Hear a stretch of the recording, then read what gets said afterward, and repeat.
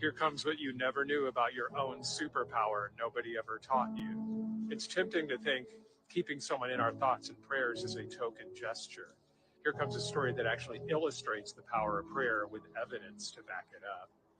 The Christian mystic Carolyn Mays tells of a multi-car accident in which a woman was horribly injured, so much so she actually left her body, a near-death experience. She rose out of her body and saw the people in the cars behind her either cursing or complaining that they were going to be late. But 5 cars back, there was a woman praying. In her spirit form, watching all this unfold, she saw arcs of light going up into the heavens from this praying woman and coming down into her body that was damaged in the wrecked car. As these arcs of light continued healing her, she was able to go over to the car where the woman was praying and memorize her license plate. After enough prayer, the woman returned to her body. After recovering later, through some connections, she was able to track down the woman through the license plate and confirm that, yes, she was in the accident, and yes, she was indeed praying for her. Next time you want to doubt the power of prayer, remember this story. And if you know someone who might need some arcs of heavenly light, simply send them some prayer.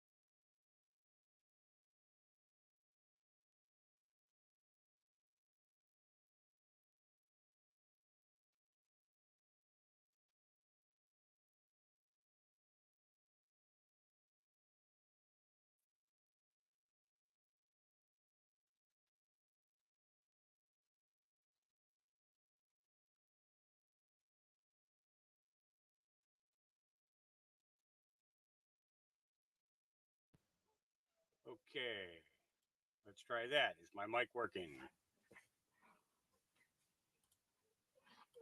New studio.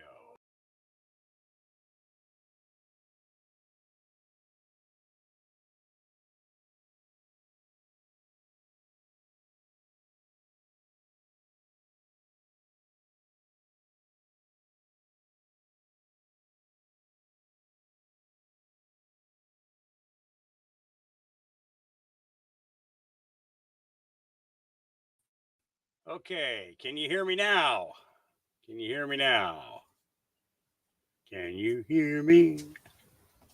Okay, all right, I think I got it now. All right, what did the audio on the first video play? That's my question. Did the first...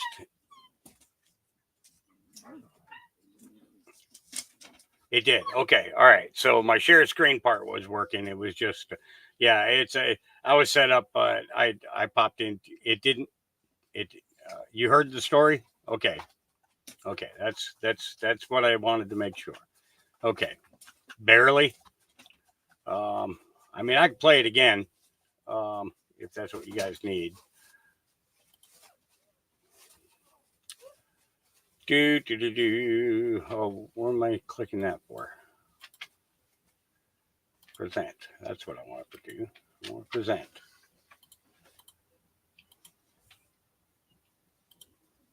And that didn't work. My computer is acting really retarded today, and it's not the computer's fault. Oh, you heard the story fine. Okay. All right. Well, that's all right. We're jumping into my X feed anyway, so all I got to do is shrink this down and then scroll down, and we're right to where we need to be today anyways, right? Yeah. Lots of stuff, weird stuff going on. Let's see. Okay, and that's where I ended yesterday. Okay. So, lots of different things going on today.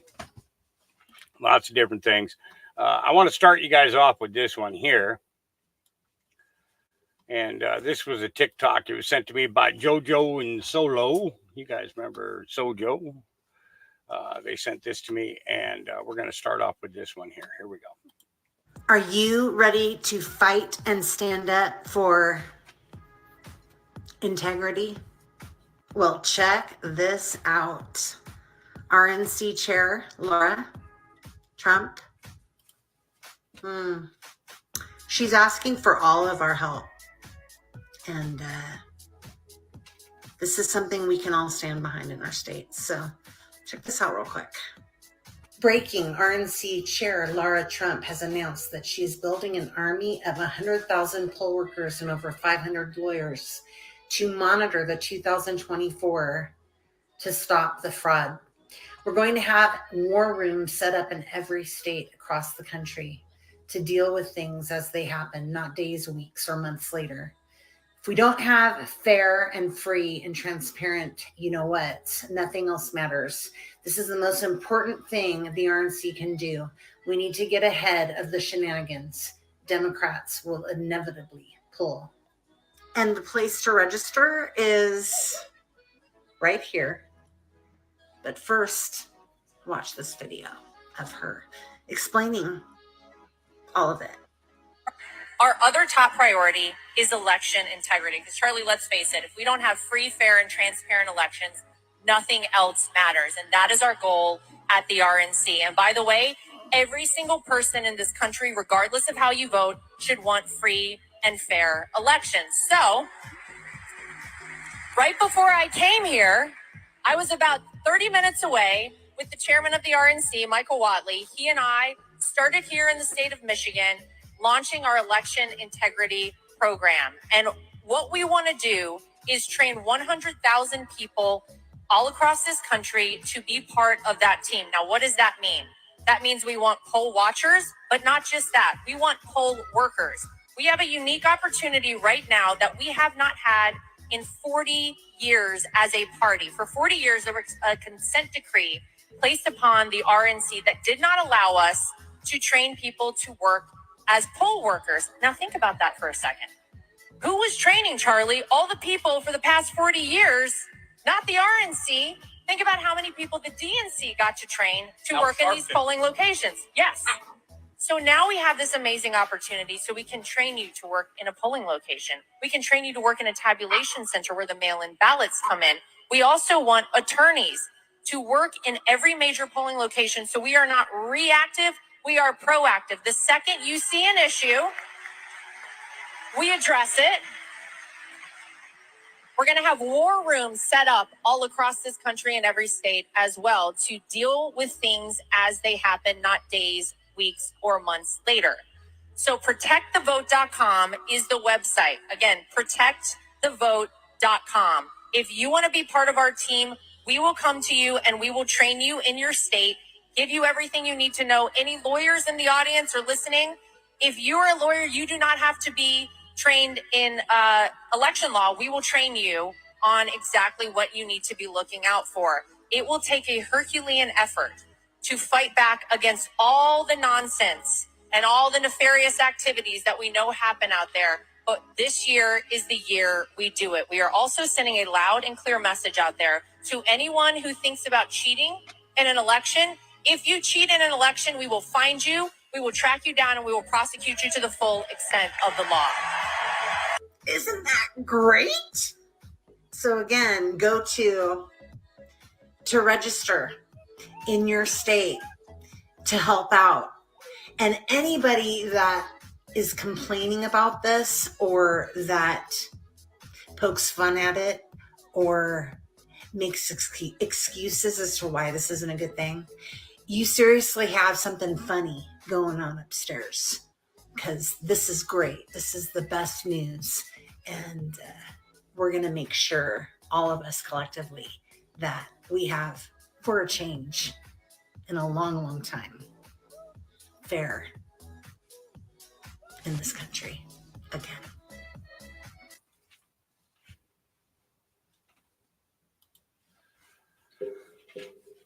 So I thought that I definitely wanted to share that with you guys. Why can't I? Come on, go away. I'm going to click this again just because I want to grab the link. I'm not a TikTok user, so it's like trying to get me to do some TikTok-y shit. All right, give me a second here. I'm gonna pull up the link on Facebook is what I'll do. And just so you know, guys, I can't do anything to Facebook right now. I've gotten a copy link. Yeah, copy clean link. Let's see if this works.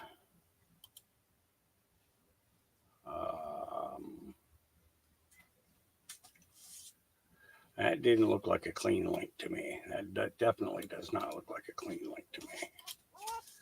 Copy. Okay, let me copy this. This is probably what I need to copy. Copy. And let's go here and paste. Okay. So that's the link to that. And on that page, she has some links directly to that thing to register to become a what? Really? You're going to do this? Continue without login. Someone's getting fired. Okay. All right. There's another one. She sends me funny stuff, and Oh, okay. All right. Yeah. Let's talk about this real quick. Yes. Okay. So if you type a comment and it's not coming up in the chat, do not look to me. Do not look to the mods. Reword what you're saying. Okay. And the reason being is because they are deleting links. They're censoring comments, everything all the way down the line. That is not me or my mods.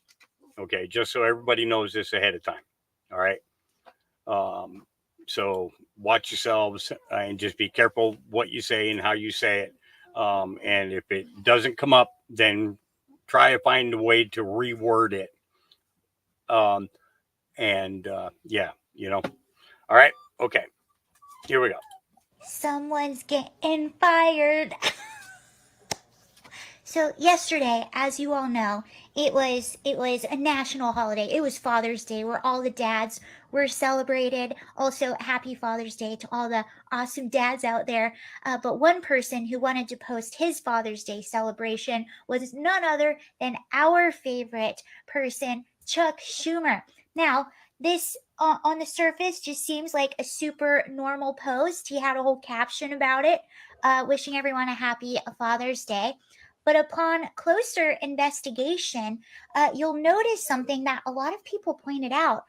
The cheese is on a raw burger. Now, look, I am no grilling expert. I am not a grill master, but I do know that you probably don't want to put cheese on the raw burger. Shortly after this was posted, every single person on X, their mom, their brother, their sister, their uncle, all their cousins noticed this and called it out. And shortly after that, the post was in fact deleted. This user, 5 times August, posted a little collage, if you will, of several other grilling pictures and said, they're just like us. Many people were pointing out this is what happens when politicians try and look like the normal person. Okay, so what does that have to do with Chuck Schumer getting fired? It didn't say anything to me. It didn't speak to me. We're going to get back to that other one that I just had up on the screen, this one here, that Redacted put out. And yeah, we'll definitely go into that. But I have a smaller article about it that we're going to go into first. All right, here we go. A prediction about your food costs. What's going on in Idaho? Here we go. So here's a little prediction about your food based on what's going on in Idaho. Idaho farmers have been told that they are not allowed to irrigate their crops, which means all of those potatoes on hundreds of thousands of acres are not going to be getting across the finish line and making it into the food supply. Being the American people do not really understand how farming works anymore. Let me educate you. So a farmer, generally speaking, has to go take out an operation loan every year that allows them to produce the crops that they are trying to produce. And these loans are based on collateral of the entire farm that's been handed down from generation to generation.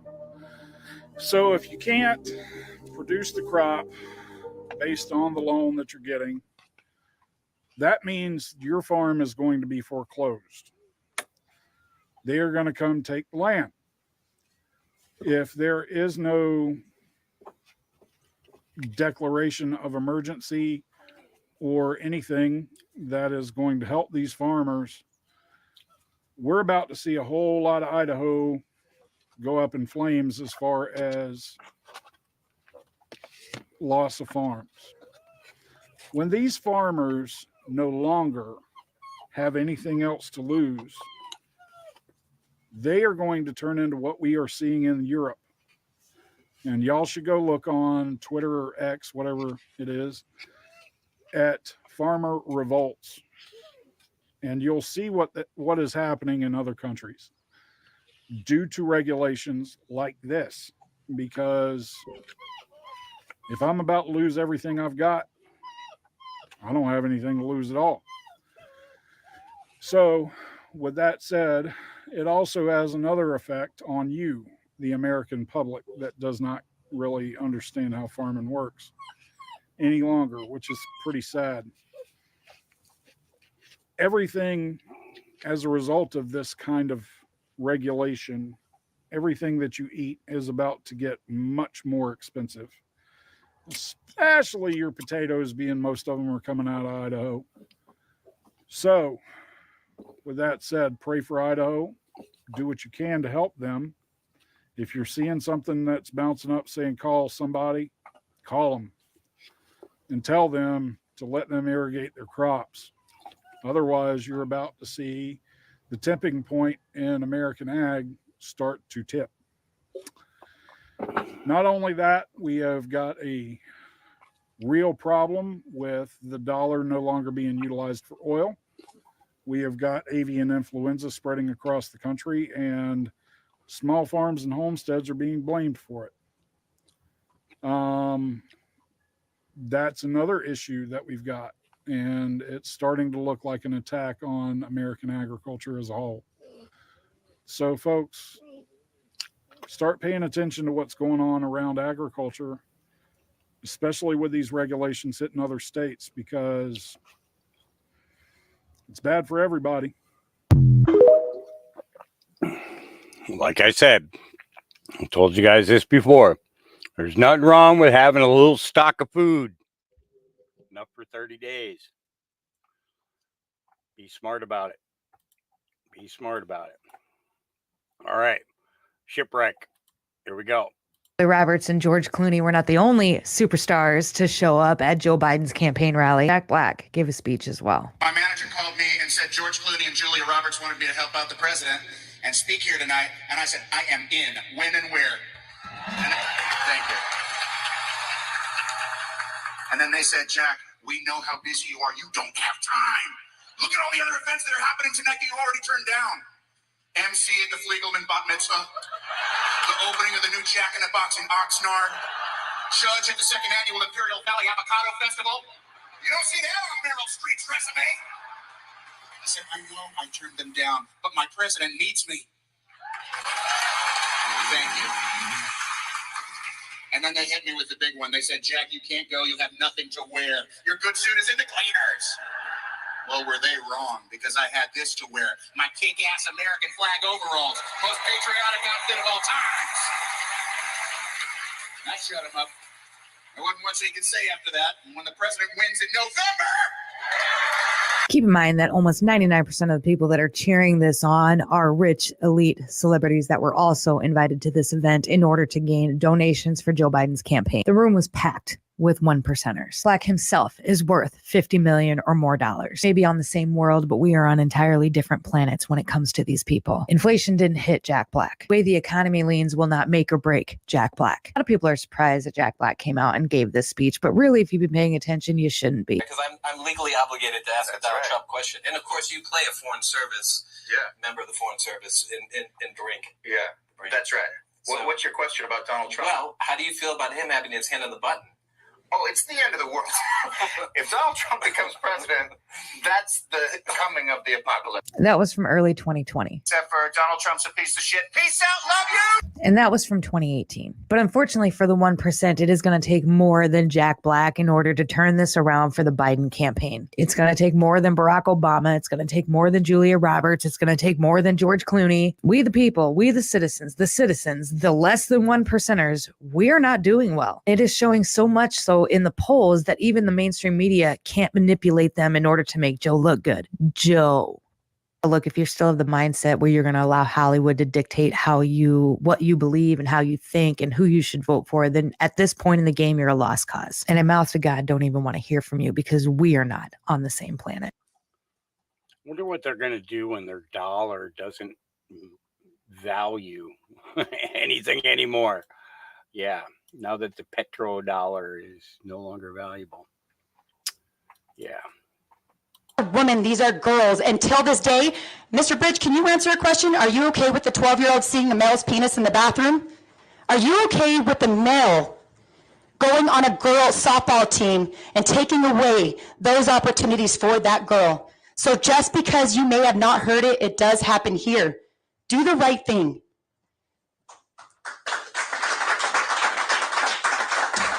I don't think we even point this fact out. Me having conversations with people, 6% of Fortune 500 CEOs are women. 90% were athletes in high school. What does that tell you? Perseverance, hard work, how to take a loss.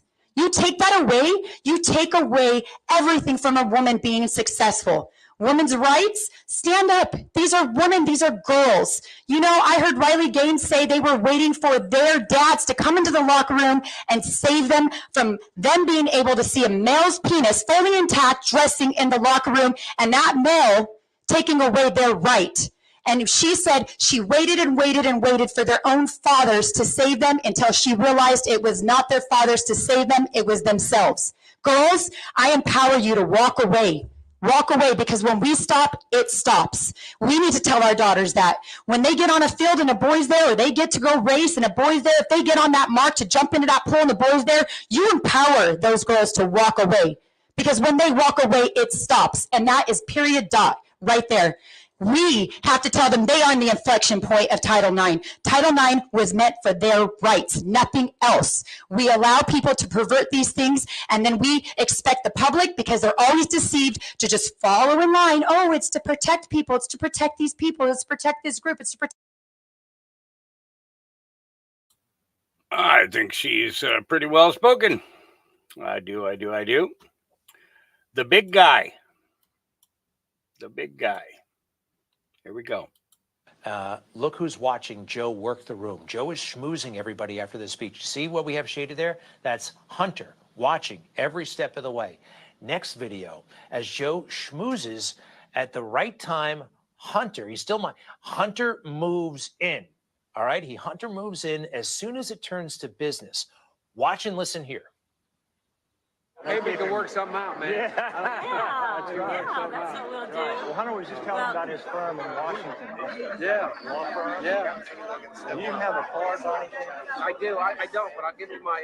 Well, let me give you my. Yeah, and then I gave them all away.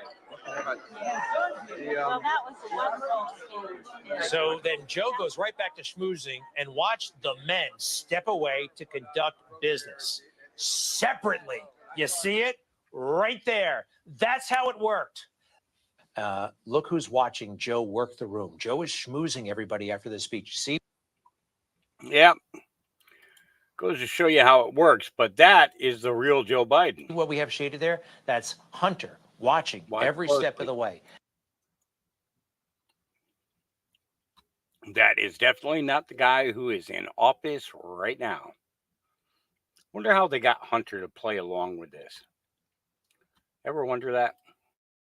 2008, something unbelievable happened for us in the FBI. We were getting lots of rumors about this high-level asset that worked for several intelligence agencies at the same time. He worked for the Saudi intelligence service. He worked for the CIA, and he was being developed as a political asset in Chicago, Illinois. He was not even a United States citizen, but it was said that he was a student visa and that he was a national from another country. In 2008, everyone in the intelligence structure found out who he was. It was this individual whose name I don't like to say, who became president in 2008 of the United States. And I will faithfully execute the office of President of the United States. The office of President of the United States. One of his code names was Renegade. His real name was Barry Soetoro, but he adopted a different name for his political career. When they ran him for president, the cabal, basically, this was the culmination of so many of their plans for so many years. His mission was to destroy the United States from within, one institution at a time.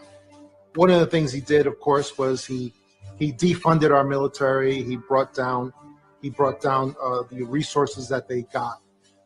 But then he ordered our military in many, many instances and in various theaters to attack our allies and to defend and supply and help our enemies. That's exactly how he created ISIS. He would say publicly that the military were going to bomb our enemies, but then he would have the military actually bomb enemies of ISIS, our allies. He gave ISIS funding and equipment by basically ordering our military to take equipment into a certain theater and then abandon it. And the commanders would say, that's ridiculous. We'd just be handing that stuff over to ISIS. And the president's office would say, don't question orders, just follow your orders. And that. Yeah, because these panty waist generals 2008 like to follow orders that are unlawful and treasonous. The $40 million a week that comes on the airplane and comes into Afghanistan. The amount of money on the plane weekly is $43 million to $87 million. But one thing I want Americans to understand is in that bucket of the $40 million we send each week, we are paying basically welfare to the Taliban martyrs' families. So every Taliban member who died during the war with us, the U.S. government is paying them a stipend, the family. So our families of Americans who died there aren't getting squat, but we are paying Taliban families for basically dying while attacking us. We're funding that. This is just enraging. And, you know, I asked a couple of people that question straight out, like, do you not think this is not ethically correct? And actually one person gave me an answer of, well, it'll stop them from joining ISIS. I'm like, the Taliban guy's already dead. They give you these bullshit excuses as to why they're funding our enemies and not paying attention to the fucking money. Yep. Yeah, they've been devious for a very, very long time. All right. So this one here, I'm going to have to read. I'll be pausing it while I play it. And this was the original Script Keeper account, okay, that he had posted this on. Here we go. Get it. End of it. Okay. General Michael Flynn is a career intelligence office working with FBI, CIA, Five Eyes Intelligence, and other intelligence agencies. They work closely with the media, including Fox News.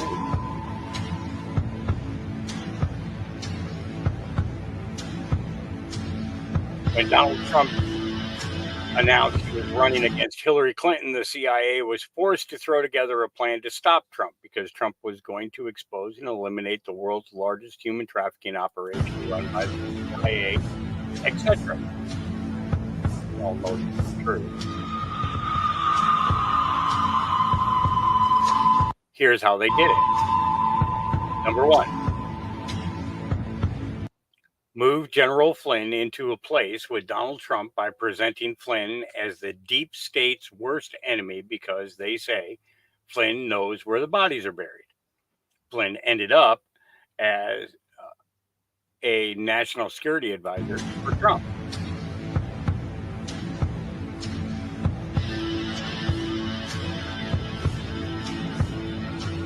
Show Mike Flynn was involved with Russia, then create a crime committed by Mike Flynn, including involving Russia. The crime was lying to the FBI. Flynn's meeting with the FBI was staged.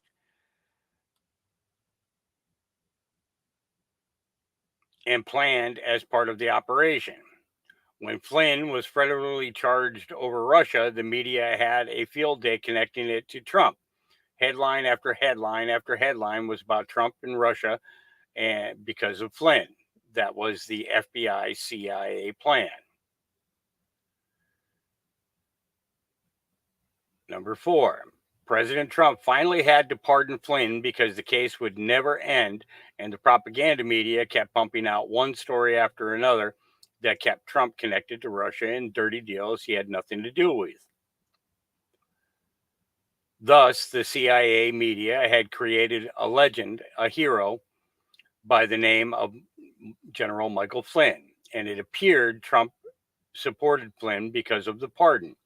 Flynn and the CIA had fooled the American people. Flynn and the CIA could now control the child sex trafficking and human trafficking story and water it down. But the deep state had a problem. The problem was attorney Lin Wood.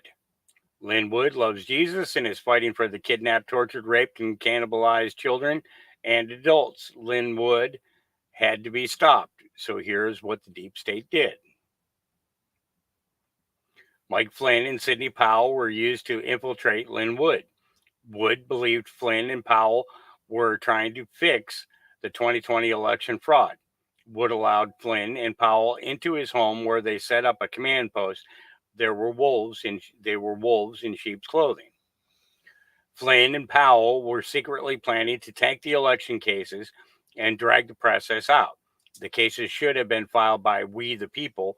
Powell tanked it and gave the court a backdoor based upon standing. Powell also put Wood's name on documents without his permission. Wood found himself all tangled up in a CIA black op. Now watch this video and do understand these are the bad guys, including scumbag Sean Hannity. And let's go ahead and get it started. Here we go. This was a full disinformation campaign, and the reason why I say this is, then we've never seen anything quite like this, is because they use the tools of the intelligence community, the tools that we entrust our federally armed officers with, and our CIA, The most powerful in the world. powerful agency on the planet, and they used it against their own political system. This is something that has never been seen before. And all you have to do is listen to Attorney General Barr to understand that this is exactly what is happening. And as far as Lieutenant General Michael Flynn, Victoria is 100% right. I mean, Michael Flynn was, as she said, a thorn in their side, but he came from their administration. He knew where the bodies were buried. He understood what was going on.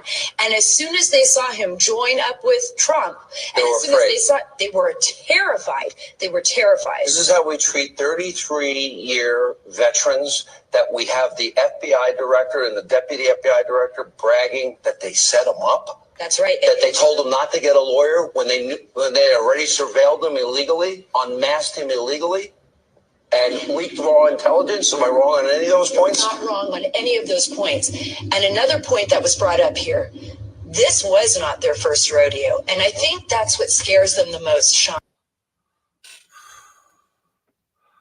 So think of it like this. Up until the point that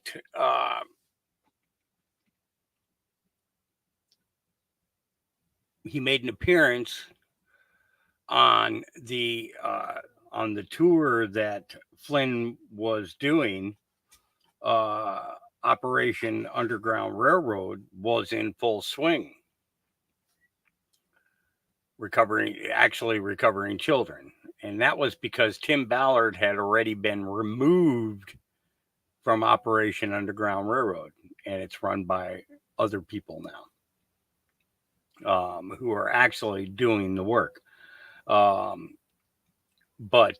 Jim Caviezel, you notice that after he went on that tour with Flynn, we haven't heard hide nor hair from Jim Caviezel. We have not heard hide nor hair from Tim Ballard, other than Tim's other problems, like with the church. And then the guy who paid for the movie to be made, that South American guy,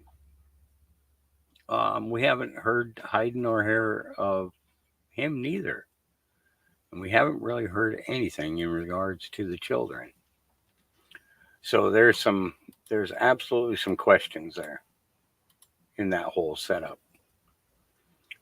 As ex-CIA agent Larry Johnson just told the judge, Western Bloc countries will continue to invest in Ukraine because they are interested in the flow of children. We've got reports coming out of Ukraine that children are being trafficked by the West, that they're being used for both sex, they're being used for harvesting organs. So very credible reports on this. And you come back and look at, why is the United States so heavily invested in Ukraine? You know, it's not because we're there to, quote, uphold democracy. If we're there to uphold democracy, we would be attacking Ukraine. Yeah. As ex-CIA. Yeah, we would be attacking Ukraine, not holding them up. Yeah.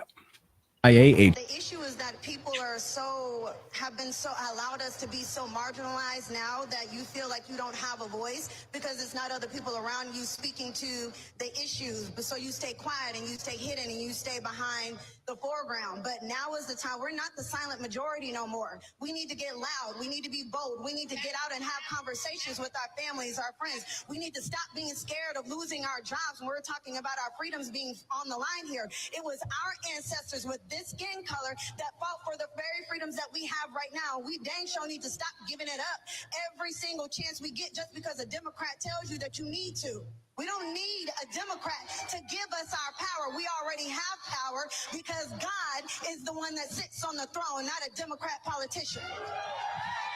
Amen. Nicolette, what your advice to Trump? 45 seconds. President Trump, my advice to you, sir, is that you need to be unapologetic. You need to be raw. You need to stop trying to don't pander to nobody. The reason that you have all of these people here and the reason why you have more people that look like us backing you is because you were unapologetic when you ran the first time. And there are those of us who remember that culture used to love you. We remember who Trump was before the media started telling everybody that you was racist. Go back to being unapologetic. Speak your mind. Say what you feel like saying. Be raw, be unapologetic, and don't apologize. Yep. So Agent Larry Johnson. I'm watching the comments here, and what I want to do is I want to say this. Okay, now Tammy621, she says, "I'm sure Caviezel is covered by God." Well, let me take you to another scenario. We know about certain actors and actresses that have been doing the deed for all these years to kids and using a particular substance. Would you like to know the number? The number of actors and actresses that played in the 1977 Jesus of Nazareth that are involved not only in child trafficking, but of consuming a particular product.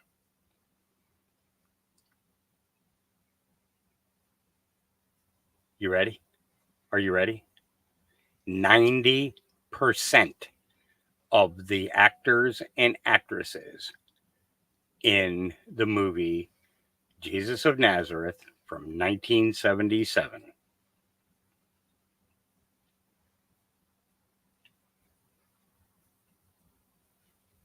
Now, you look at that movie back then, and then look at the actors and actresses today, and you'll say to yourself, they didn't age. They didn't age at all. Yeah. Crazy. Crazy. So Hillary Clinton deleted 30,000 emails. Hunter Biden is a crack addict with hookers. Joe Biden sold access to the US government to Chinese communists. Pelosi is rich from insider trading. Stephen D'Antuono of the FBI staged the Gretchen Whitmer Fednapping and January 6th. Mayorkas allowed the invasion of our border. Epstein's clients walk free. Dr. Fauci lied about funding gain-of-function experiments that created the COVID-19 virus. Pfizer and Moderna lied about the safety of their mRNA COVID jab. Andrew Cuomo killed 11,000 elderly people in New York. Planned Parenthood sold aborted baby body parts. Shall I go on? These people are all walking free. And yet Trump is the one who's convicted for paying his attorney. So Hillary Clinton deleted 30,000. She just made good, solid points all the way across the board there. All right. Evidence from the Library of Congress that we do live in an enclosed system. Here we go. Would you like to see evidence from your very own United States Library of Congress that you do indeed live in an enclosed system? An enclosed system that every single ancient culture has always known? minus ours today. Well, my friend Kelly found this very, very lovely copy of the Lord's Prayer, and it just happens to have some things that I found very interesting. Then I thought, what better day than Father's Day to present some information about this flat realm that our Father created. Now, like I said, this copy of the Lord's Prayer has some very interesting things, and it comes from 1889, before NASA, and right from the Library of Congress, and before the manipulation of, unfortunately, a lot of our Bibles. Now, the very first thing I would like to draw your attention to is the fact that it says, in earth. And if you look at today's Bibles, they all say, on earth. Now, why would there be a distinction there? Why would that small, seemingly insignificant word be changed? Could it be because in refers to in an enclosed system, and on, you're just on top of a ball. It's the exact same manipulation they've made to Genesis 1:6 when it talks about letting there be a firmament in the midst of the waters and let it dividing the waters from the waters, versus the manipulated version that says let there be an expanse between the waters. Well, you can just think the expanse, it's the sky. No, it's the firmament. And I would also like to draw to your attention the fact that they literally created this as an enclosed system. They're literally depicting the place we live in this prayer. Now, unfortunately, this also made me dig a little deeper into some of the words and phrasing of this prayer. And the word hallowed stand out to me because I have seen this word other places. Because in my studies of Lucifer and trying to expose the Lucifer worship that is all over this flat realm, I've come across his name many times. Hallel or Halel literally is a translation into Lucifer. So while I am a big Bible believer, I am also quite aware of the fact that it has been manipulated. Books like the Book of Enoch have been removed, and there is a push to get us to worship the wrong Father. So what I say to you to that is to make sure your intentions are correct, because he knows our intentions. And if you are praying and you are speaking to the Most High, he will know, because the Most High knows our heart. Just like he knew Lucifer's when Lucifer wanted to ascend higher than the Most High, and he was banished down here. So by all means, read your Bible, because it is the Word of God.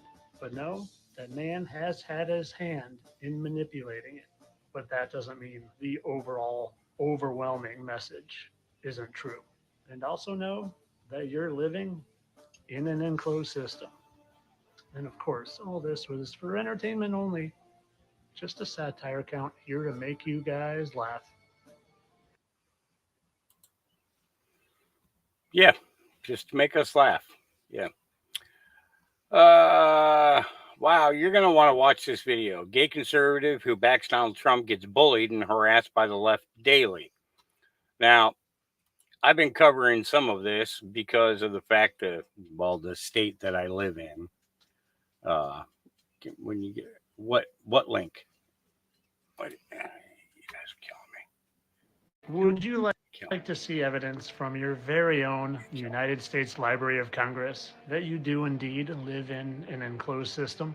An enclosed system. All right. Because I live in Oregon, and Portland, Salem, Eugene, pretty big about it. We've all got friends that are a little off, and a little off. But it's, we see the funny ones. We see Conservative Ant, who puts out some great content and some great opinions and criticisms of his own community and stuff. But we don't see too much about the ones that are getting bashed for supporting the right things. So I wanted to share this with you today. I don't know if I've ever talked about this, but, being a gay conservative is a very dangerous job.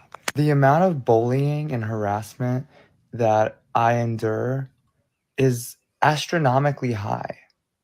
And it's funny because the Democrats that are hating on me are always pushing this vibe that they're like, oh, we support everybody. But that's not true, Democrat Party, is it? Because I'm a gay man. I have a boyfriend, and I'm a feminine gay man.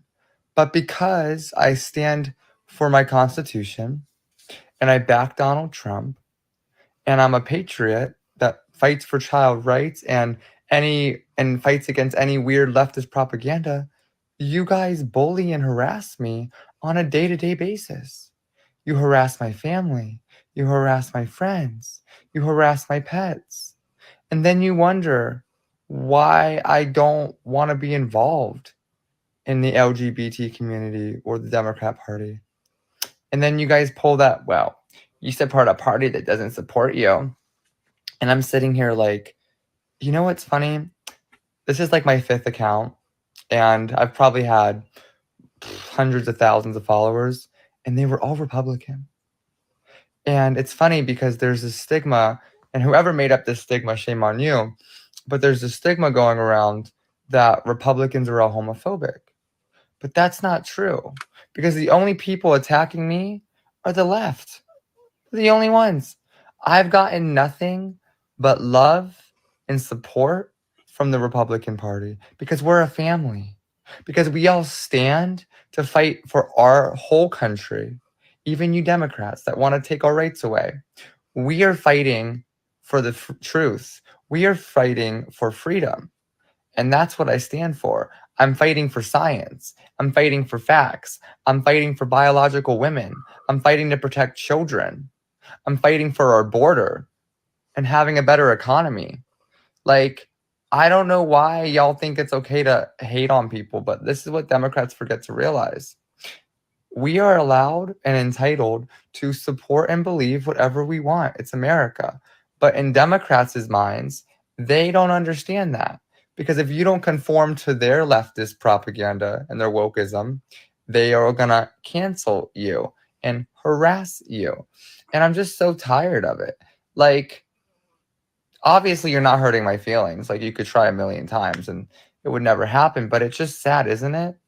Like, I thought you guys supported gay people. I'm gay. But because I have different beliefs, where's my support? Same with all the other gay Republicans and lesbian Republicans. Where's their support? Oh, wait, because you're not the party of support. You're the party of lies, corruption, and deceit. And that is why in 2024, on November 4th, you guys will see the red wave. Because America is tired. And I know you guys are celebrating right now because, you know, of some stupid unconstitutional judge.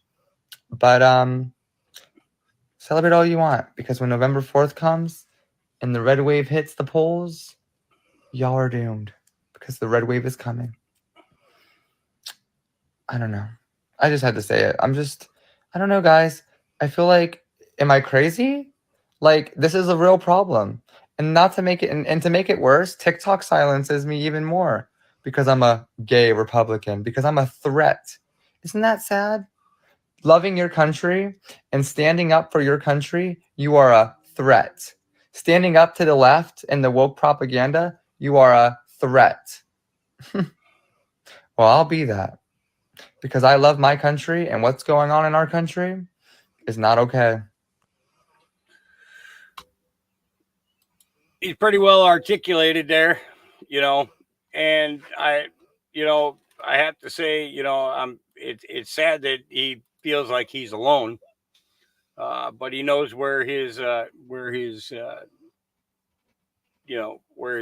true American family is, and that's, I guess that's what's important, right? Yep.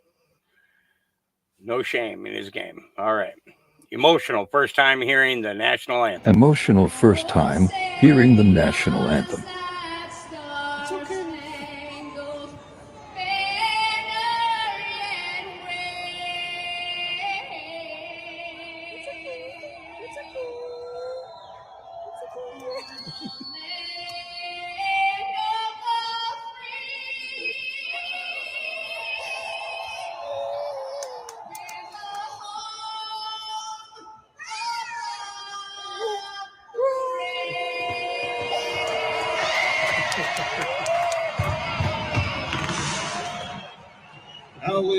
Emotional first. Yeah. We need cuteness every once in a while. You know, it's good to have good messages, good information, you know, well-researched information, but it's another thing to have a little cute mixed in there. You know, that's important. You know, we got to make sure we remember to do that. D-class, one drip at a time. Take a gun, then you saw the driver. Then you saw the driver take a gun and go like this and shoot Kennedy. And the bullet comes out of the gun this slow. Very, very, very slow. And it hits Kennedy in the head. And you see everything flying out of his head. And I'm thinking, this isn't the tape I ever saw before. So I said, is this a doctor tape? What's this about? And he said, this is the original one. And I said, no, you know. And he said, well, I'm going to show you the one that you've seen on the media. Now, the next tape is your typical one where the driver just keeps driving, never even flinches with the gun. And he stops the tape. And he says, look at the tree. And there's the top of a tree growing in air. Huh? And he says, this is the one that you're seeing on the media. Then. Yep, I played that full video about, I think it was about a month ago, you know. And, you know, all that stuff is going to come out. It's all going to come out. And there's going to be hell to pay, you know.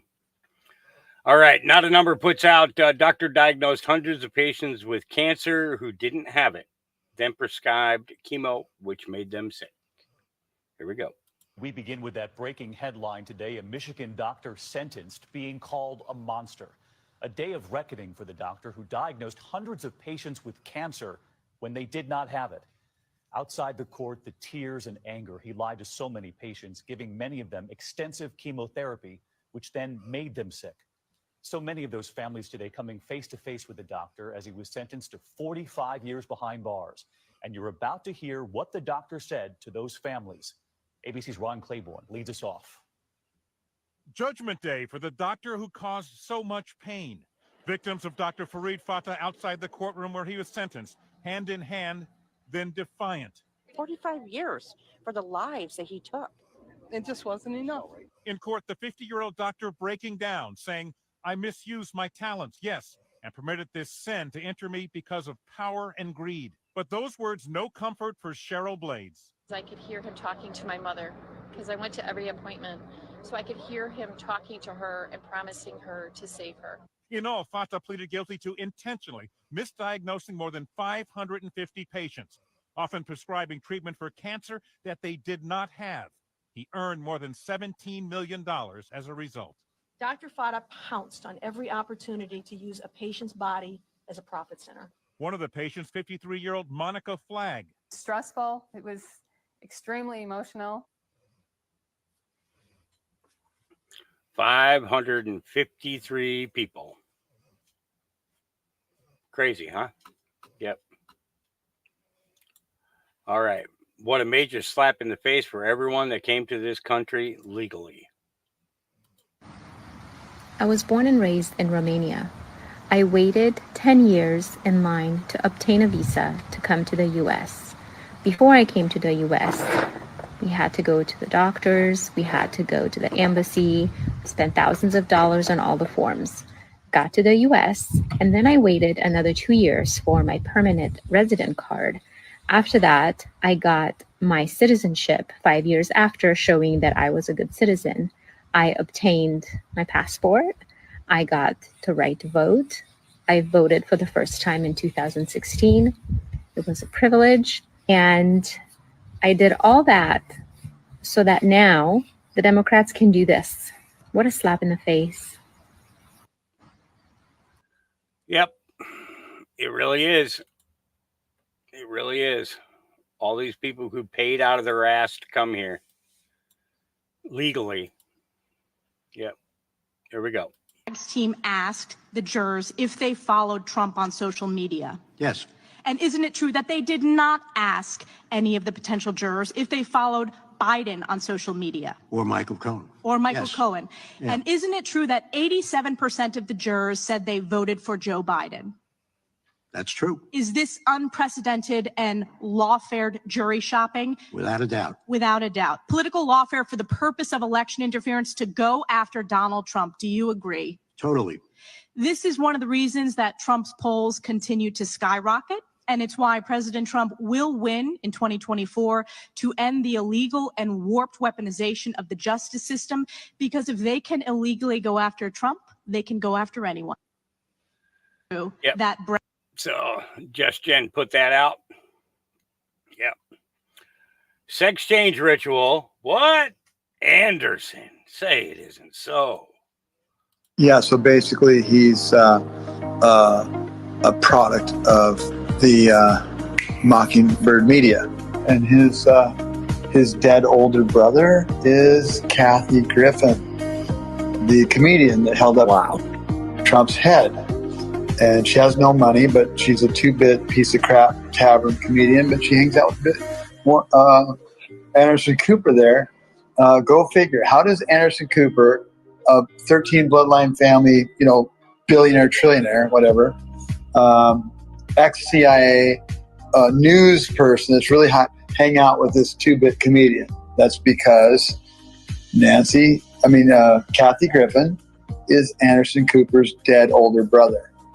Their job in their family is to turn their firstborn into the opposite sex and or kill them. And that was their job, was to turn the oldest one. It wasn't Anderson, even though he might as well be turned because he's got his little backdoor program he deals with this identity crisis. So the older brother didn't have any choice in the game. So these are just kids. They grow up in a psycho family, and they get broken in every possible way and built back up to what they want them to be. So there's no reason to get mad at Kathy because he had no say in it.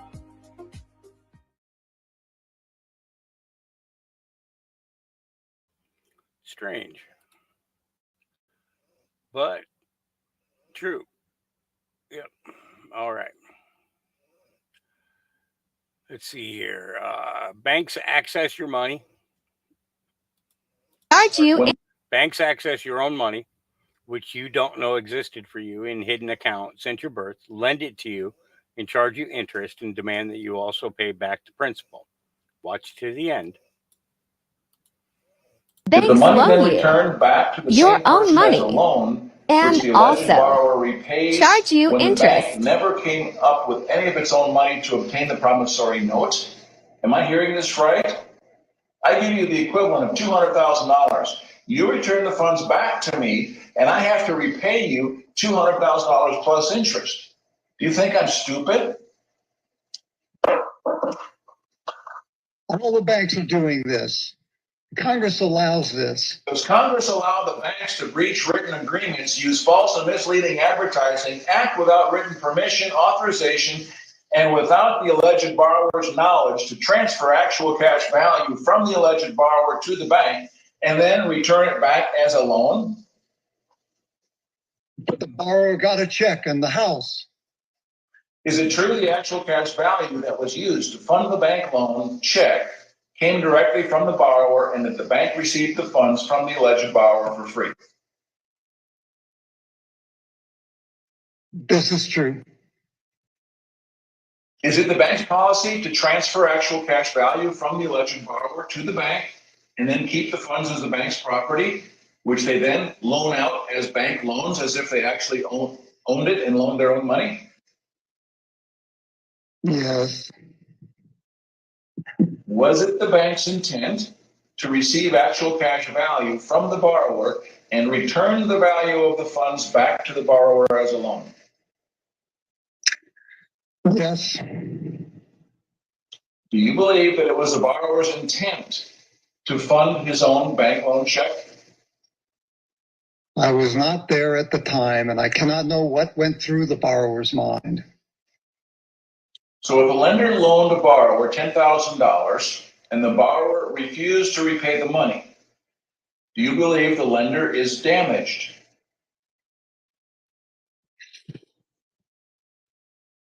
If a loan is not repaid, the lender is damaged.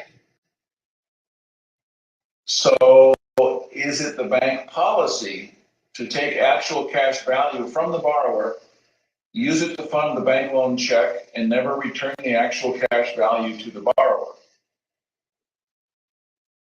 The bank returns the funds. Was the actual cash value the bank received from the alleged borrower returned as a return of the money the bank took, or was it returned as a bank loan to the borrower? As a loan. So how did the bank get the borrower's money for free? That's how it works. No more questions, Your Honor. Yep. The same scheme and scam has been played on every American that's ever gotten a loan. Period. No ands, ifs, or buts about it. You know. Yep. Just totally whack. All right. Gene Ho, new video. Here we go. Okay, my friends at MAGA Nation, let's see if you have been actually psyoped. This is interesting. This is from the USA Today. Pentagon secret anti-vax campaign. By the way, this happened outside the country, but it's interesting who started this campaign. The military program, that's pretty interesting, started under President Donald Trump. Now, here's the thing. How do you know if you ever been psyoped? Here's something interesting. Have you ever heard this? You heard people say, so-and-so has been executed at Gitmo for crimes against humanity. Now, here's the thing. Who goes to Gitmo? First of all, human traffickers, even with children, the P's, all those, they go to criminal court. They don't go to Gitmo. Even people that go up against the United States, if they are soldiers wearing a uniform, guess what? They are subject to the Geneva Convention. They do not go to Gitmo. Here's the thing. Who does go to Gitmo? Terrorists, and here's another thing. Very interesting. Unlawful enemy combatants. So possibly you have some podcasters that have been used by foreign governments to spread propaganda in the United States. And we're not all talking about lefties here. We're talking about actual people that you might know. But it's interesting because they should have wore a uniform. Because if they did, they would be subject to the Geneva Convention. If not, and they are used as propagandists, almost like a spy in the United States, and they walk around among us, possibly they are the ones that go to Gitmo. That's a different perspective. Absolutely. Found missing. Ukrainian war funding in Idaho. Well, we heard a little bit about this, about $15 million got switched over to them. Here we go. Do you wonder where all the Ukraine money is going? Well, it looks like we've started a thread to pull. Idaho is trying to shut off water to 500,000 acres of farmland, 781 miles. But there's been plenty of rain this spring, so that's not it. They say it's due to water reserves underground, that it's projected to deplete at a too fast of a rate to preserve water supply. They need to shut off the water to 500,000 acres of Idaho farmland. But the Continuing Appropriations and Ukraine Supplemental Appropriations Act of 2023 approved $4.5 billion for direct financial support to the government of Ukraine, or so they said. Jervois Global Limited enters an agreement for $15 million for information on drilling at its Idaho cobalt mine, utilizing funds from the additional Ukraine Supplemental Appropriations Act. Why is money for direct financial support for the government of Ukraine being rerouted by the Department of Defense to a cobalt mine in Idaho? Cobalt used in batteries for your phones, computers, electric cars. There are countless valuable usages for cobalt. Any side effects of cobalt we should be aware of, considering we use it in everything? Cobalt exposure triggers impairments in cognitive and anxiety-like behaviors, brain oxidative stress, and inflammation. And do you know what's a necessary component of cobalt mining en masse? Guessed it, water. Lots of water. On May 31st, 2024, Idaho Department of Water announced shutting off water to 500,000 acres of farmland. June 21st, 2024, Jervois cobalt mine can start drilling 24 hours a day, 7 days a week. Idaho is shutting off water due to a shortage at the same time the cobalt mine is set to start operating 24/7. And it's Ukraine's funding bill, one of many, that gave $15 million to Joe Voice to restart operations after losing money. Couple of things to look further into. How many members of Congress have a financial interest in this cobalt mine? My initial research, a lot. Also, is it linked to the CHIPS Act, where they gave Micron a fistful of money to start manufacturing in Idaho? And are they trying to destroy crops so they can take the land and mine more cobalt, or is it purely to control the water supply? I was just in Idaho, absolutely beautiful state filled with great people. And the government shows up with the government gun and forces their will. Again, maybe it's just a coincidence and I'm just a conspiracy theorist. Perhaps. But one fact remains absolutely true. Money that we were told was going to Ukraine is not. There is no coincidence. There is no coinky-dinks. None. Yeah. They started the draft again. Let me tell y'all something. There's not enough space in prisons for the people that's going to deny those drafts. What person in his right mind is going to go fight the war for y'all? Like, make it make sense. Make everything make sense. Come on now. For them to start the draft again, they got to know that there's about to be a war on the United States soil. Y'all understand that first and foremost. And y'all have been treating y'all people so bad. Y'all have been sending money to other countries. You think these people are going to go fight a war for y'all? Come on, make it make sense. Like, no, we are not going. We are not standing up for the United States of America because the United States of America don't stand up for us. Now, make it make sense, y'all. Ain't nobody finna. No, everybody is going to deny it. I don't care what you threaten them with. I don't care what you say. We are denying it. We are not going to fight a war that does not benefit us. Come on now. Are y'all serious? We are not doing that. Make it make sense, y'all. They have started the draft again because they know war is inevitable. Let it happen. I say just let it happen, man. Get in the comment section and let me know what you think. Interesting take on the draft. Absolutely. Yep. Women between the age of 20 to 36. Or is it 18 to 36? I think it's 20 to 36 can be drafted. Yep. All right. Let's see. Okay.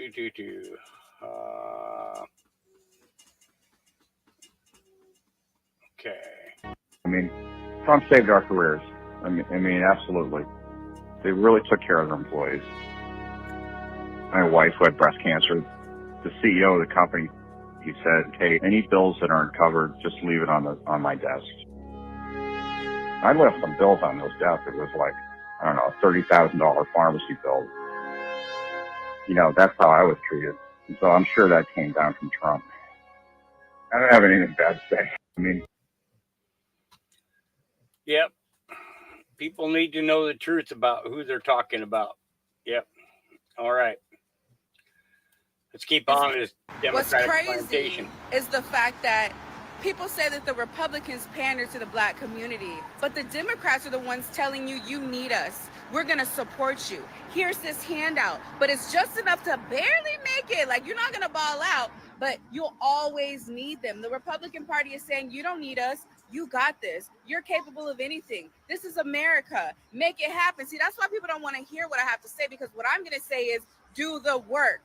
Stop waiting for a handout. Reparations ain't never coming. And you know what's even crazier is letting the 10 million plus illegal immigrants that are coming over here and taking all of the American jobs.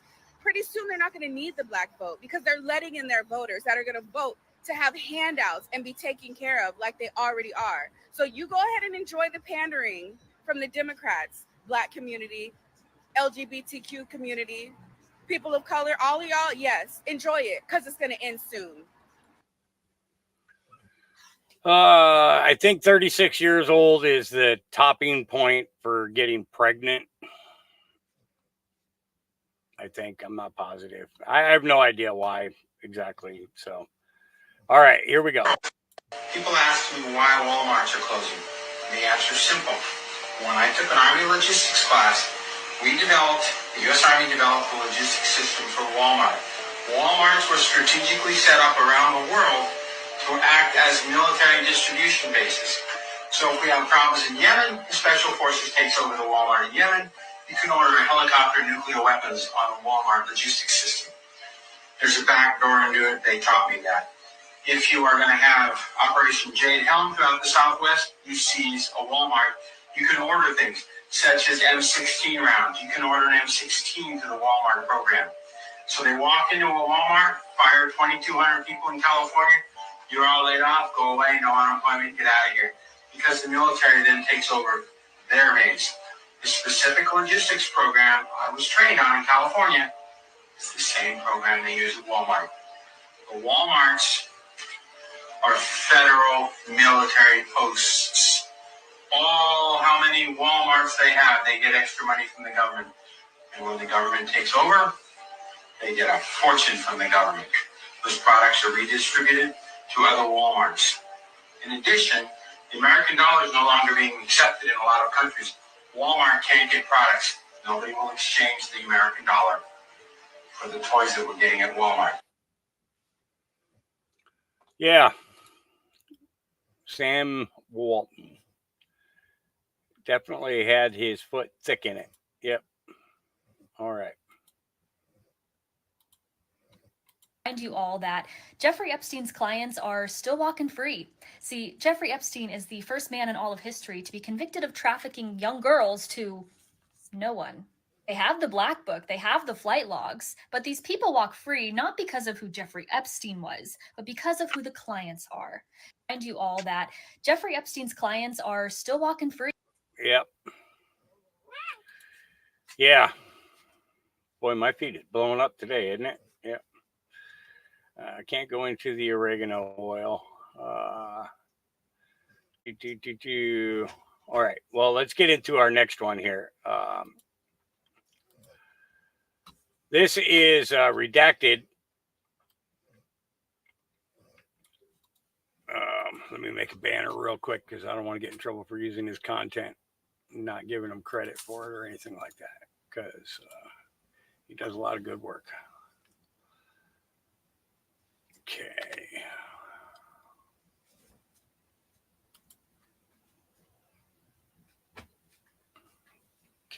and make it big, and here we go. We have a saying on this show that conspiracy theories are just 6-month spoiler alerts for what's to come. And there's no shame in raising these questions. So here's one for you. With over 30 million, upwards of 43 million illegal immigrants that have poured across the border during Biden's presidency. And the federal government is building massive facilities that can sleep tens of thousands of individuals all across the country. You probably haven't heard about these large facilities, have you? Well, why are they being built? Who are they for? We might finally have an answer. Listen. It's not for these illegals, especially let's go off the numbers that they're telling us that there really are. They're saying, what, 11 million? In reality, I can tell you right now, with talking to all of the agents that I've talked to, private sector, looking at the cameras and all the real data, we're over 30 plus million who've actually entered this country. Yep. And so even with that, even though that's enough to replace about 36 states population, why would they need to continue to do that if they're trying to absorb these guys, make them productive members of our society, get them into housing, because we know that there are already housing projects being coordinated with builders, again, with our money. I believe it's to kind of like what Nazis did with the Jews. Concentration camps, processing facilities. They're going to need somewhere to process the dissidents. Mm-hmm. So it's not for illegal immigrants. Who is it for? Dissidents? We're going to unpack this with former 24-year veteran of the Customs and Border Protection, J.J. Carroll, who did this interview as part of his new documentary, Treason, scouring the country right now. And you just keep bringing unbelievable revelation after unbelievable revelation as part of this story. And I think, again, most Americans have no idea what is going on, and it's being absolutely kept from the American people right now. And JJ joins us once again here on the show. Great to see you. Welcome back. Thank you for having me, Clayton. And thank you for talking about this documentary, because as I travel the nation, I have a very, I believe I'm an expert on this topic. However, when you talk to people, and I have interviewed multiple people from all different levels of ability to get intelligence gathering data, it's fascinating to me and shocking at the same time when I speak to people that are very compartmentalized, meaning they focus on child sex trafficking. They talk about the gang members. They talk about facilities, and you get deep in that rabbit hole. Really, it's a rabbit hole. You're like, I didn't know it was this deep. I didn't know it was this broad. I didn't know it was this malicious. And you played this clip from someone I interviewed this past weekend. Her name is Christy Hutcherson, and she runs an organization called Women Fighting for America. But her background was federal contracting, and more specifically, abroad, but specifically, she worked on forward operation bases, FOBs, in military war zones, where she would put up these giant soft-sided facilities, water, food, et cetera, et cetera. So we're talking tens of millions, if not billions of dollars, right, that have transferred from her company, which she no longer is a part of, but she has access to all the bid contracts. So I'm interviewing her, and like I said, I have a very good understanding of what the hell's going on in America under this immigration invasion. But when I speak to people that are very dialed in on very specific areas, I'm shocked. And she tells me, and I didn't know this because I don't have access to it. She has access to the federal database where you can go on a website and there are endless bids for contracts from whatever. But she's focusing in on, she says to me, there's bids for detention facilities being built in all 50 states in America. And I said, okay, hold on a second. Say that again. She says, okay, I can go into a database because my company used to bid on all this. And I bid overseas, international contracts. Very, very intelligent woman, very, very connected. And she says, I go in the database, JJ, and there's detention facility bids to build individual detention facilities in every state in the union. And then she goes on to say to me, well, JJ, who do you think they're built for? Are they built for all the illegal aliens or the unaccompanied alien children? Of course not. And she has a point, right? Because you would think, right? So that's where I was confused. I would have thought, okay, they're building all of these detention facilities across the United States for a purpose, illegal immigrants. But no, right? Because as your data has suggested, most of these ICE facilities, right? Can you talk about that, are completely empty? Yes. Well, they are completely empty. I talked to my buddies in Texas and in San Diego, and I talked to my ICE supervisors, and they tell me, JJ, they're empty.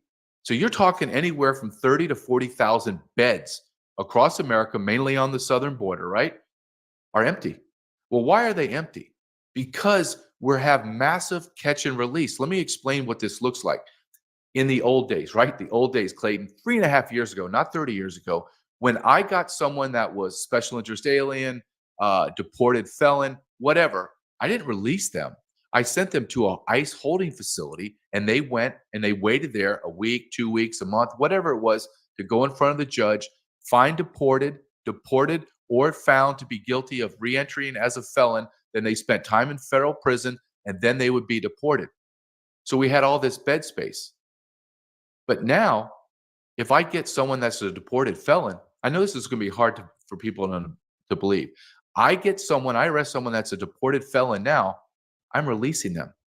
I'm releasing them on the street. So you go from arresting people 3 years ago, setting up for deportation and prosecution, goes to, we call it a camp space in an ICE facility, and then that individual goes through the court system and then is ultimately deported after he or she serves her time.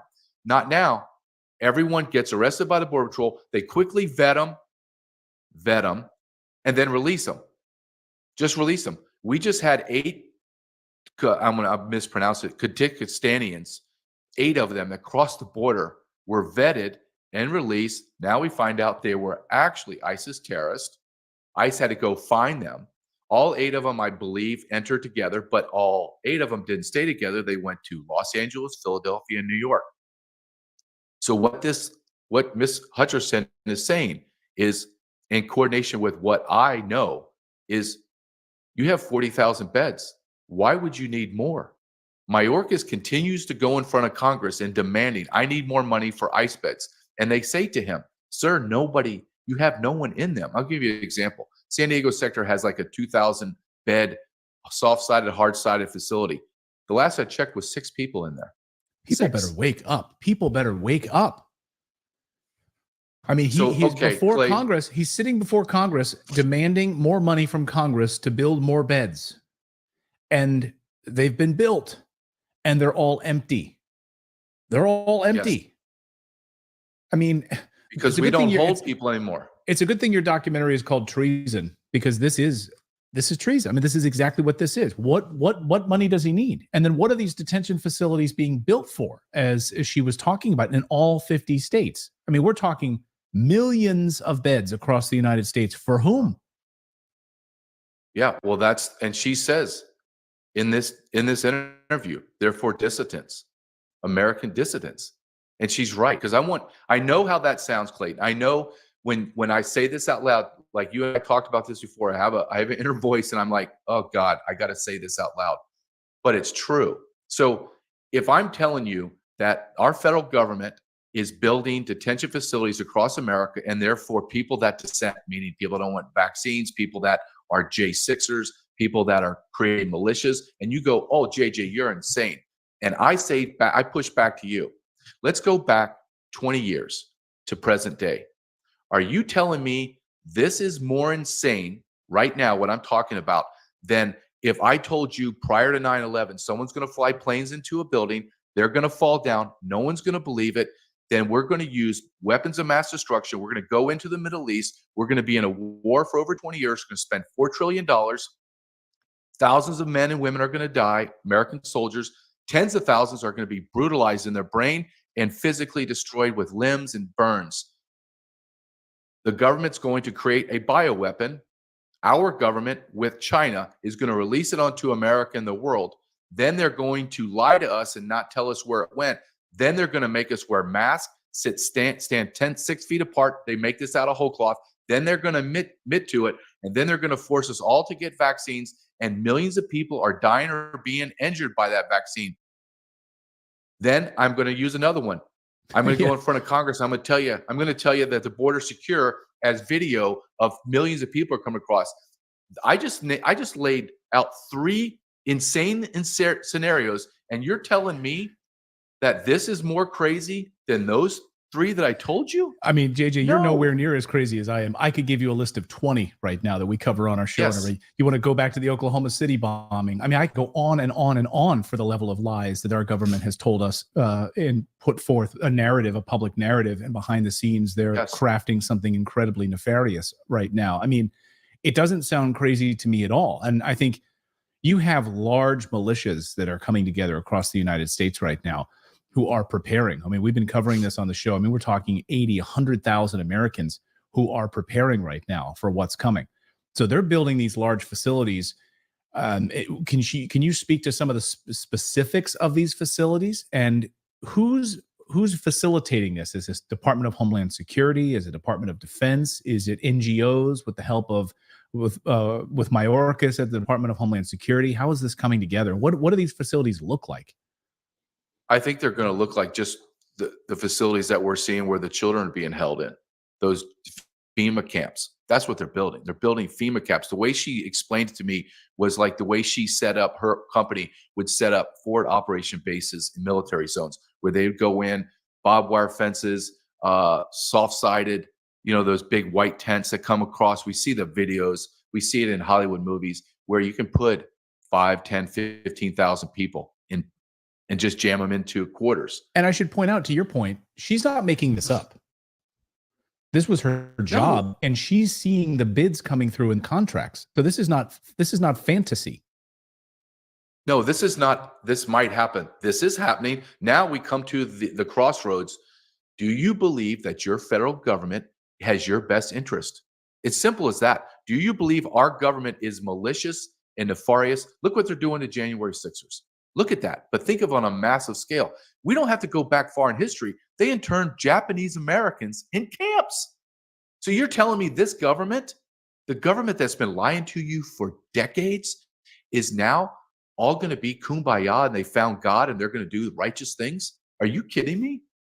Are you kidding me? They locked you in your houses for months on some BS COVID stuff, right? COVID was real, but they locked you in your houses.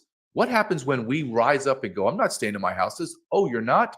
National Guard, martial law, round them up.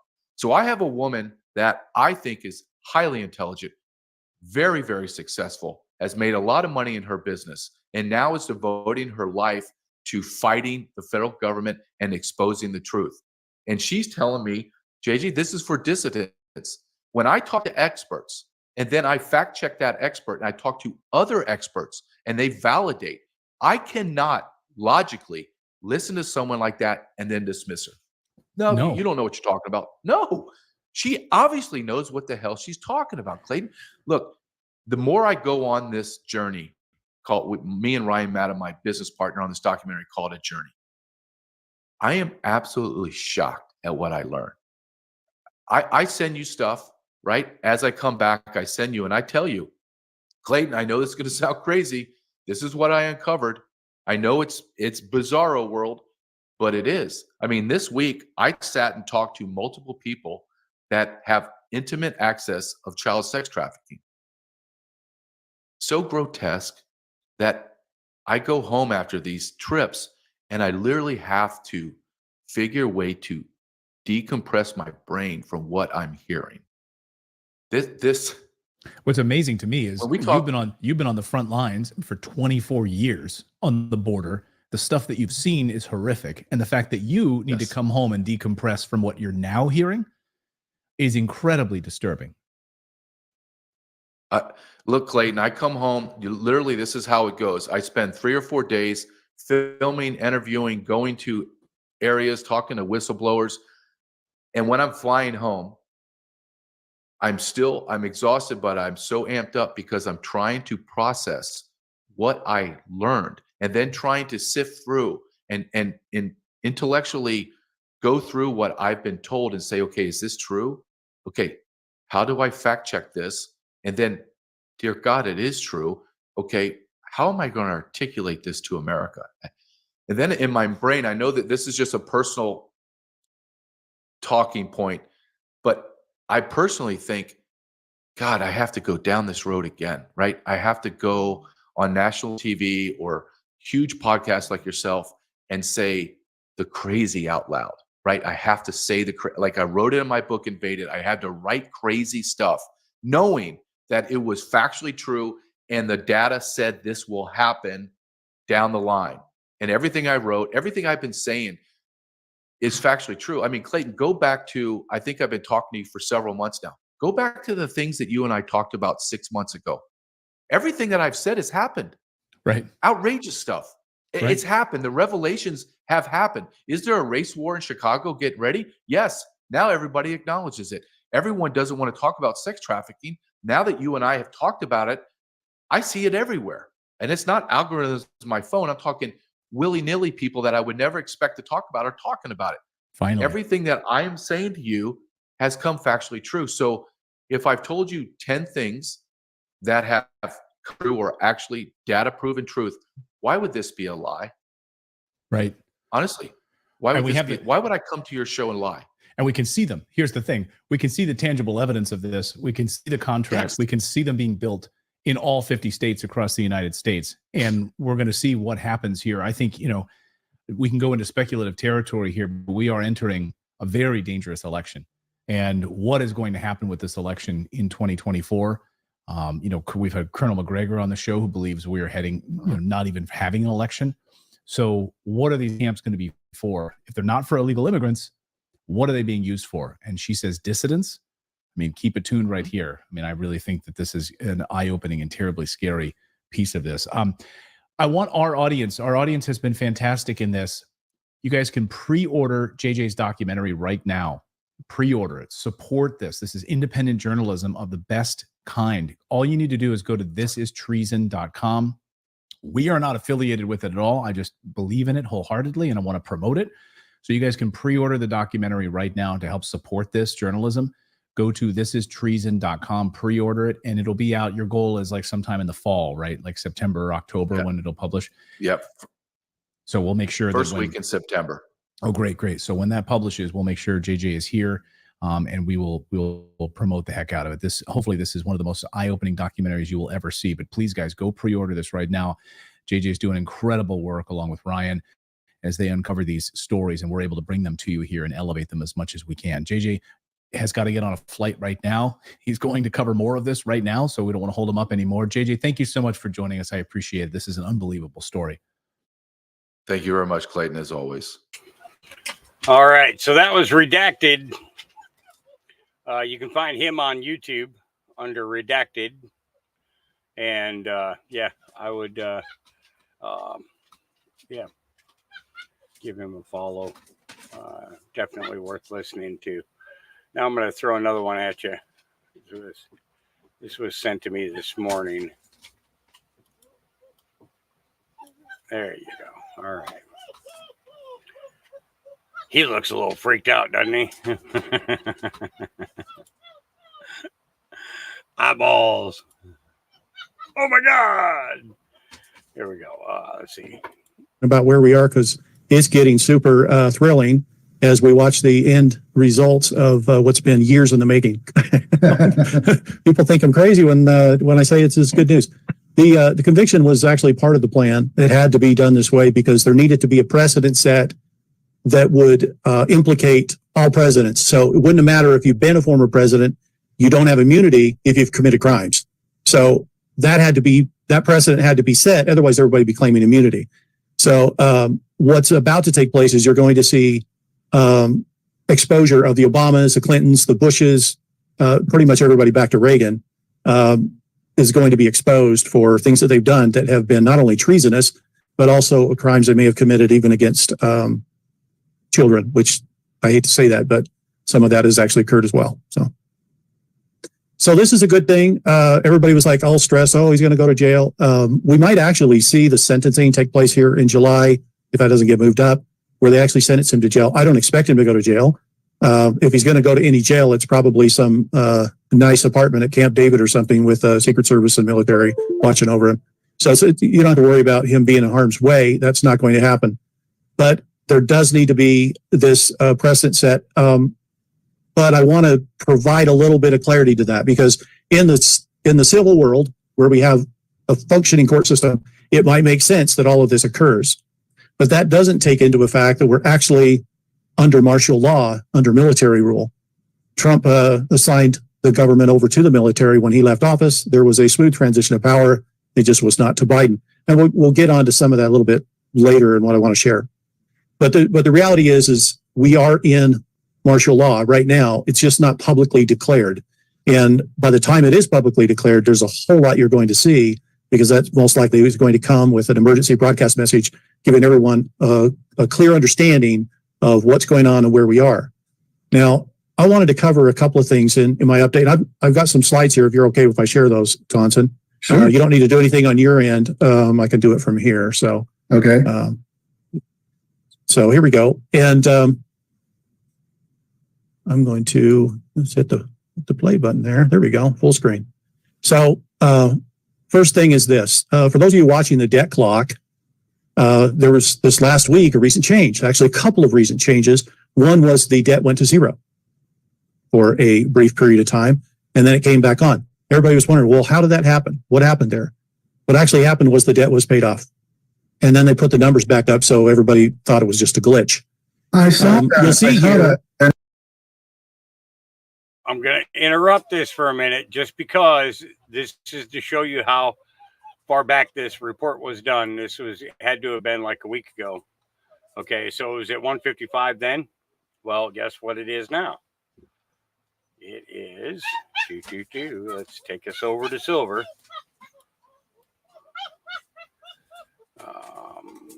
Okay, so there's the dollar to gold and the dollar. Okay, so the dollar to silver ratio right now is 163. Okay, so when he did this, it was 151 or 155, somewhere around there, I think it was. Let me back it up a second here so we can, let's take a peek. 153. Okay, so now it's up to 165. Okay, now they manipulate the price to bring it up to settle debt. Okay, here we go. The glitch. I saw that. You'll see that, and I was going to send it out in the newsletter, but then it disappeared. It went back to the normal number. Yes, this was by design because on that day they did pay off the debt. Okay, debts have been paid, and you'll see this is still on the debt clock, and it shows silver at $153 per ounce.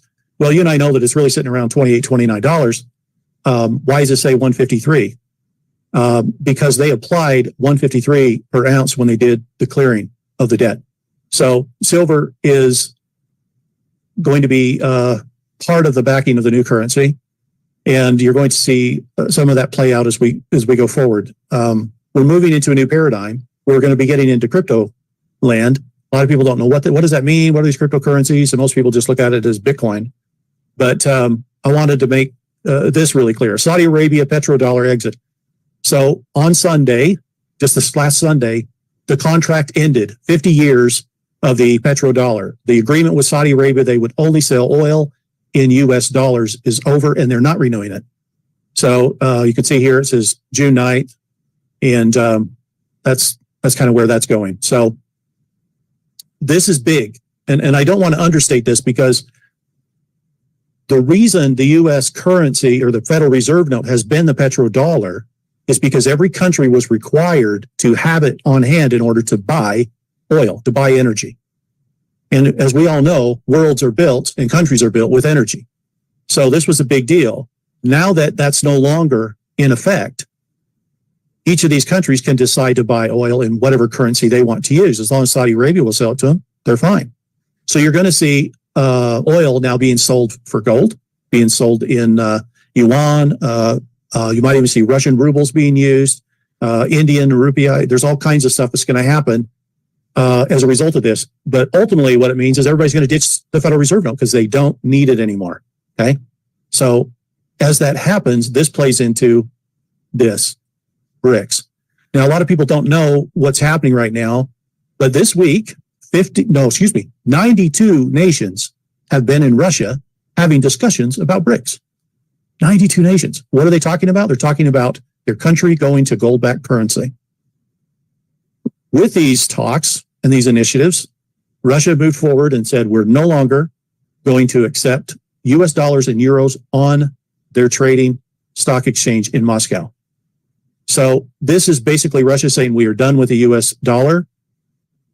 We've been discussing this on previous updates that we did, Tonson. And what's interesting about this is that we've got a situation here, and I'm going to flip back to myself for a second. We've got a situation where the BRICS started this over a decade ago.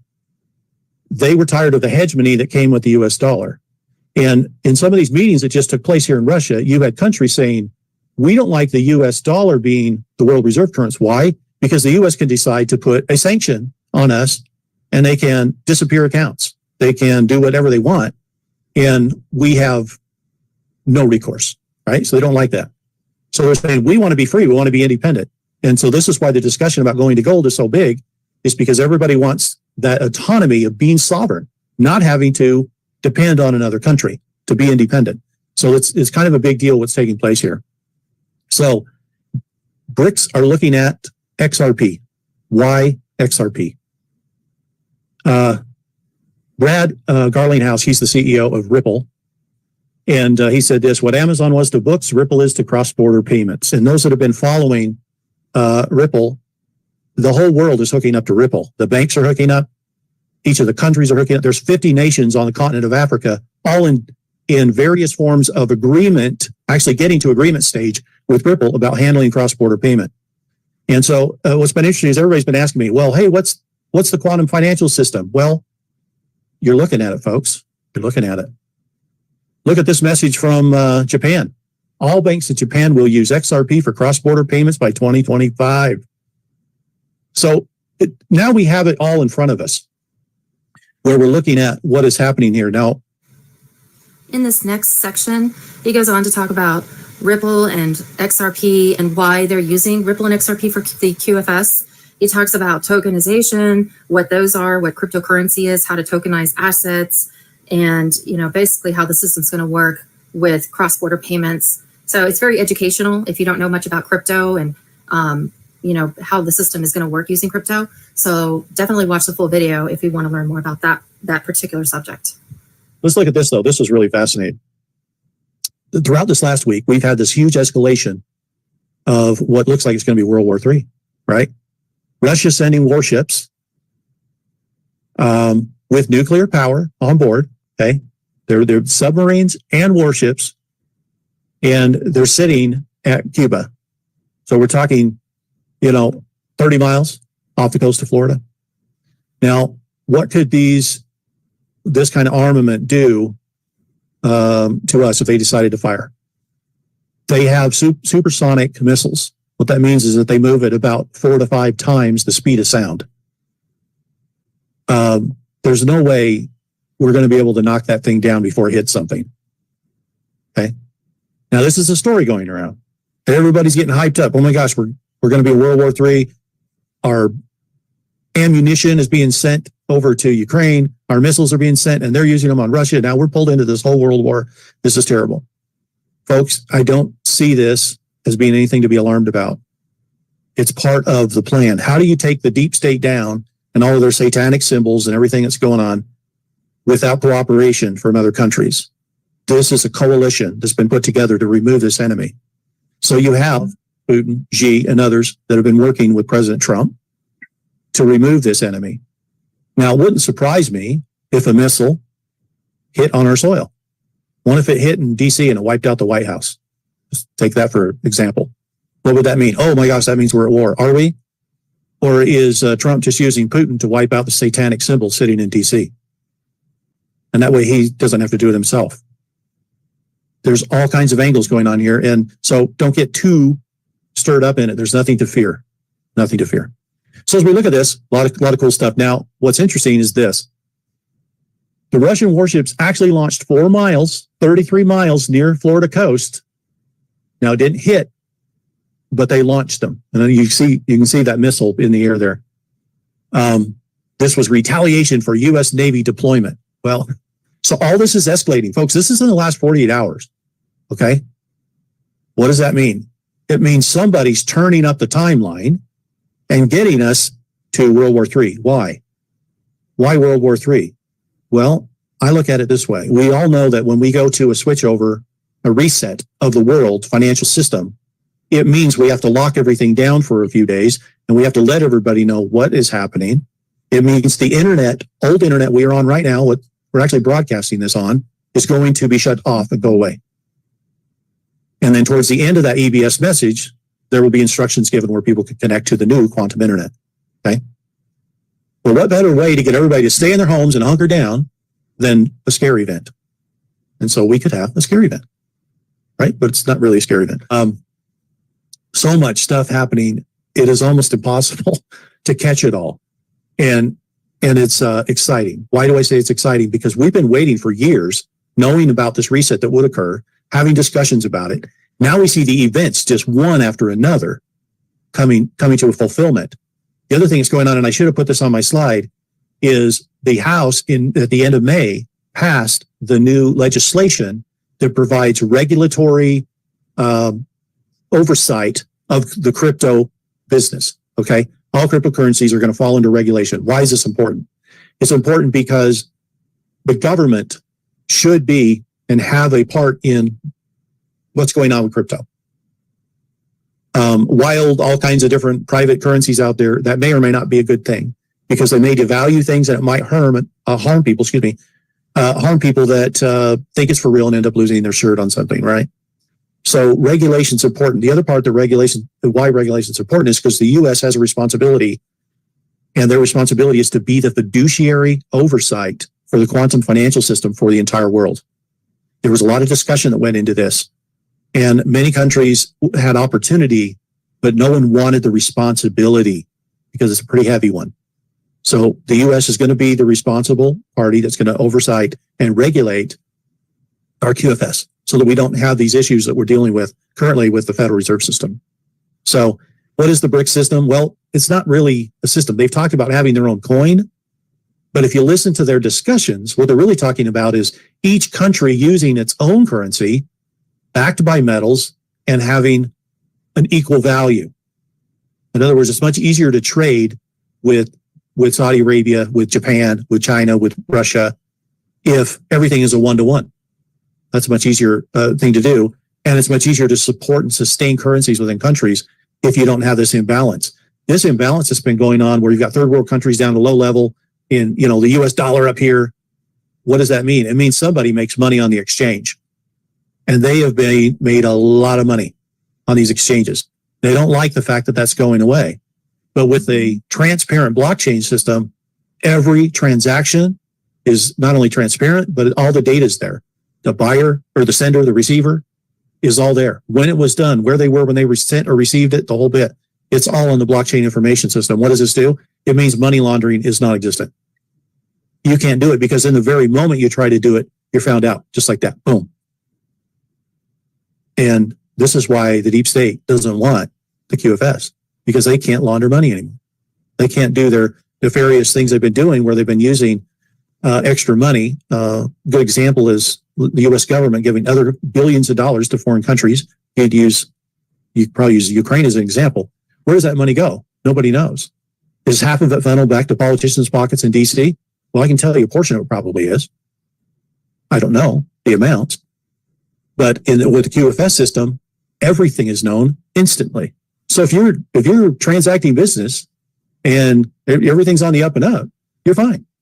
If you're trying to be dirty and trying to get someone over on somebody, you're going to be found out. It's going to be instantly. So the system is designed to not only be fast, to be easy, be efficient.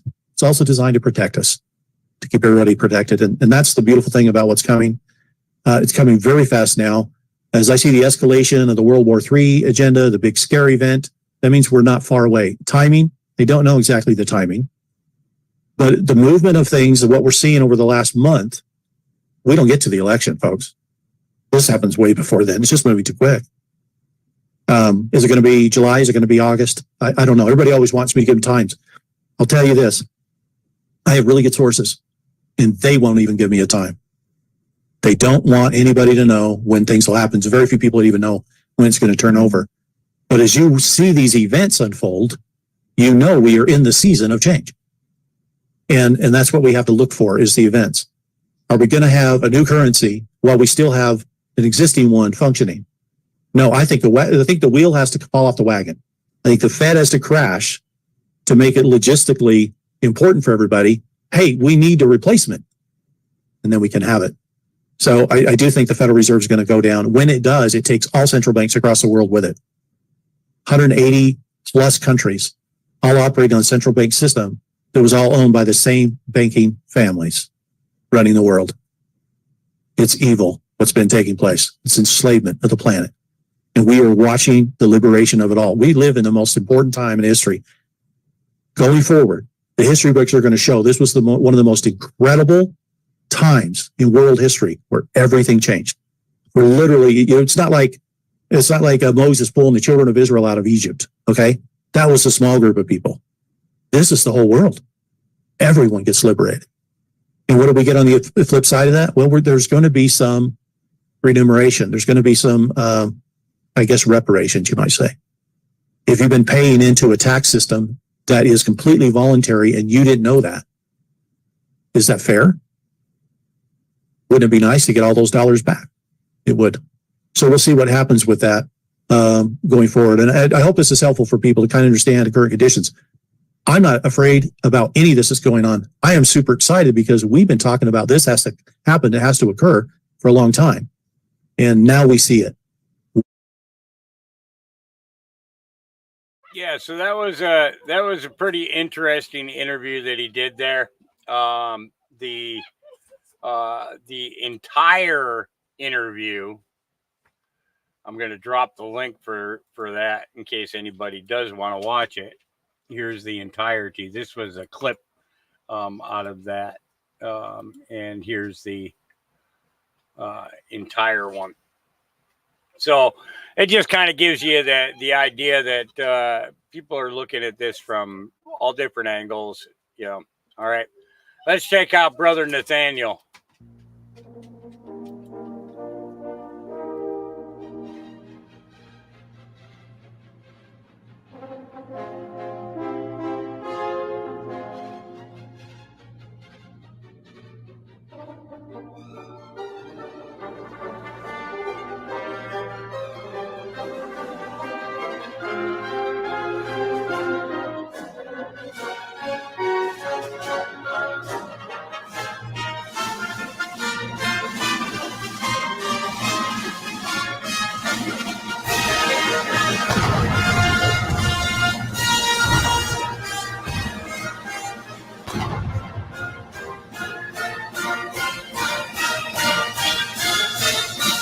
Patience and time, these are my weapons, said General Kutuzov at the Battle of Borodino.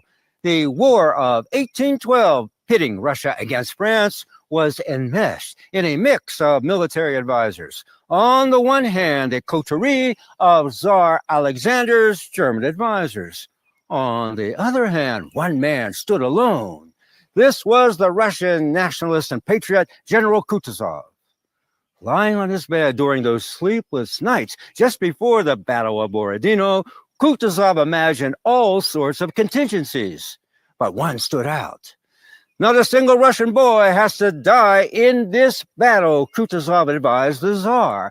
Let Napoleon and his army come into Moscow unharmed, and let them eat horseflesh. He meant the evacuation of Moscow and the subsequent scarcity of food. He meant the slaughter of horses by Napoleon's army to stave off starvation. Yet, 20,000 still starved to death. Another 30,000 died retreating in the frigid Russian winter, plunging down to negative 35 degrees Fahrenheit. The lesson to be learned that Tolstoy so brilliantly brings out in War and Peace is that Kutuzov saw God's providence in its wider scope. Winter was coming on. Napoleon was hell-bent on taking Moscow, yet no food would be available, and thus Kutuzov was able to say boldly, "Patience and time, these are my weapons." I'm about to launch the Brother Nathaniel show. Like Kutuzov, I see God's providence in its wider scope. With the outrage of the Jewish genocide in Gaza, the ADL's unconstitutional censorship, the hacks on Capitol Hill doing the will of AIPAC, the mass invasion of our southern border to replace a white Christian consensus, the Brother Nathaniel Show's strategy is to unite all like-minded Americans to put an end to Jewish rule. This is the moment to take America back from the Jews.